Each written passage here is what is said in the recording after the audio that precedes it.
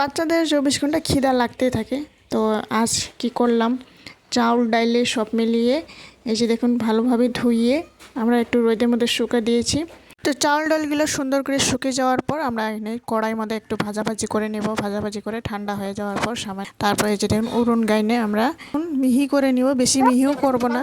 তোমরা চাইলে বাড়িতে এইভাবে করে মিক্সিতে গ্রাইন্ড করতে পারো, গ্রাইন্ড করলেও মানে তো অত ভালো লাগে না মিক্সার এটা। তো এদিকে আমি এই যে উড়ন গাইনে সুন্দর করে ভুকায় মানে হাতের কিটি ওইটা ভালো হয়, খুব সুন্দর হয়। তো এই জন্য কি সুন্দর হয়েছে, মিহি একদম। তারপর আমরা এখানে একটা বয়ামে সুন্দর করে ভরায় এখানে রেখে দেব। যখন যখন প্রয়োজন পড়বে, যখন খাওয়ার খিদে লাগে তখন চটপট করে বানাইয়ে নিতে পারি। গরম জলে একটু লবণ দিয়ে একটু ঘি ছড়িয়ে সুন্দর হয় বাচ্চাটির খাবার। তো কোন সময় হঠাৎ মঠাৎ মানে খাওয়াটি বানানো দেরি হয়ে যায়, তো এটা ফট করে বানাইয়ে দিলে তাড়াতাড়ি হয়ে যায়। ভাতের সমান তখনই তেমনই লাগে চাউল ডাল সব মিলিয়ে মিক্স করা।